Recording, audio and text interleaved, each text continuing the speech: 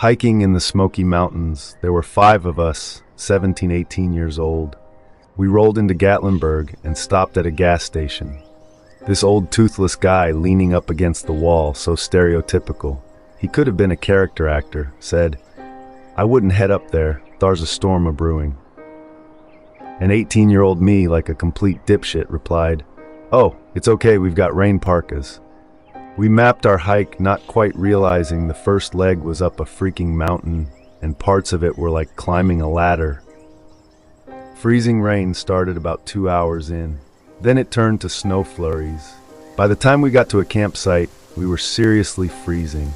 My hands were so cold and shaky, I could not untie my hiking boots and wound up cutting off the laces. I couldn't open my pocket knife and wound up using a portable tree saw we brought.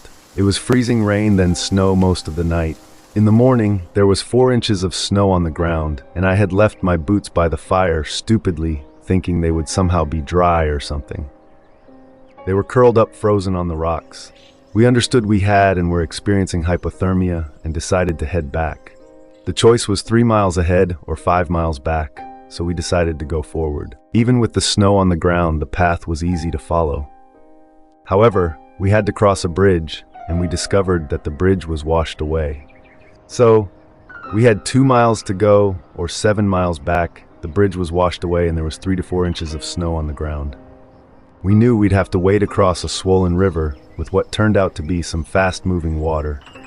Picture in your mind, 5 teenagers taking off their boots and pants, shoving the pants into the straps of our backpacks, and willingly wading through 4 feet of 33-degree water. Every one of us slipped on rocks and went in. The pain of the cold was indescribable, especially when that water hit my scrotum. This was my first life lesson in having to endure something you have zero control over. Anyway, the last person across was my best friend, and it was his car we drove down here. Like the rest of us, he slipped and fell into the river, but when he stood back up, he realized the river had yanked his pants out of the straps of his backpack. In his pants pocket were the car keys, his wallet, and $200 to get us home. So 5 dumbass kids are now screaming in alarm as we run around, in our bare feet and underwear, with 4 inches of snow on the ground, trying to follow the riverbank down, hoping we see our friends' pants washed up somewhere. Crazy. Of course, we never found the pants and hobbled back down the mountain and hitched a ride with a local back into town.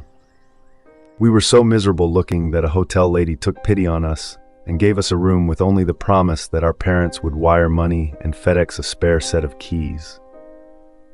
This was in the mid-'80s and before Gatlinburg became a tourist trap place. At night, during the freezing rain, we all heard loud cracks and stuff falling. We thought the wind was taking out branches of trees, and I seriously thought I might fall asleep and be crushed to death by a falling branch. But in the morning, looking at the trees, we realized the driving rain had frozen to the trees, and that the wind bending the trees had made the ice crack and fall. None of us had ever camped in the winter, and we were totally and naively unprepared. How none of us died of hypothermia. I don't know, God loves stupid kids, I guess. I was doing a one-night backpacking trip with a friend a few years back, in some woods we didn't know very well. It was a very popular area for such things, and not particularly remote, so we weren't worried. The sunset snuck up on us a bit, so we were making camp in the dark. I was gathering some firewood by the light of my headlamp when I spot the unmistakable shimmer of a pair of eyes, maybe 100 feet from me. My dumbass is excited because cool, wildlife. After staring at these eyes for a minute though, it becomes clear this is not a harmless raccoon. It is something big. I don't have any sort of weapon and don't know how best to scare away my mystery animal. I call out to my buddy, who shines his brighter light in that direction. Turns out our visitor is a mountain lion. Maybe the fear distorted things, but man, that thing looked big. I didn't know much about them, but I knew that if they attack you, they are spectacularly deadly. We decide to try and make a fire as quickly as possible since we figure we can't outrun the murder kitty. As we walked backward toward our campsite, that damn thing kept perfect pace with us and never broke its gaze. The more of it I could see, the more I wished I couldn't. That cat was absolutely pure muscle. Shit was terrifying. Luckily, we had supplies to get the fire going very quickly, which had the effect we hoped. Our stalker stopped slowly advancing on us. It appeared to think for a minute about its next move and then decided to maintain its current distance, but circle us for a while. So now it's a stalemate. Despite not being very remote, this area didn't have cell service back then, so we had no choice but to play the waiting game. We pitched our tent, made dinner, and tried to make jokes about the situation for the next few hours. The cat circled us for a long time, maintaining his perimeter. At some point, though, he stepped behind a tree, and we never saw him come out the other side. My friend and I had opposing reactions to this. I took the glass half full route and was relieved that it was gone. My friend's view was, well, now he can be anywhere, you idiot. It's not like we'll hear him coming if he charges us from behind. He was probably more right than me. Eventually, we are too tired to stay awake and aren't willing to risk burning the forest down, so we let the fire burn out.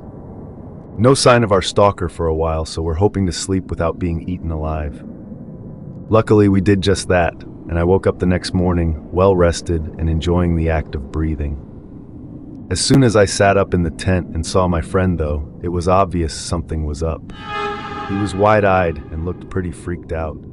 It turns out, just as the morning light showed up in the sky, our feline friend came back to check on us.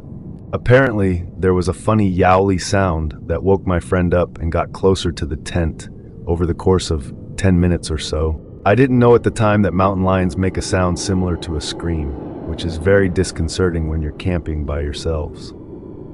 Not that I cared, though.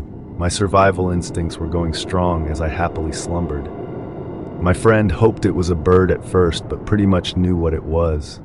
He didn't want to risk making any noise by waking me or getting out of his sleeping bag, so he just laid still, hoping it would pass by. Apparently, that harbinger of death got right the hell up on our tent and paused, trying to figure out what it was. The windows were zipped shut, but my friend said it got close enough and there was enough light that he could see its shadow on the tent wall. It made another screech or two, sniffed around, and decided to move on. So anyway, I wake up not knowing any of this, but just seeing my friend doesn't look good.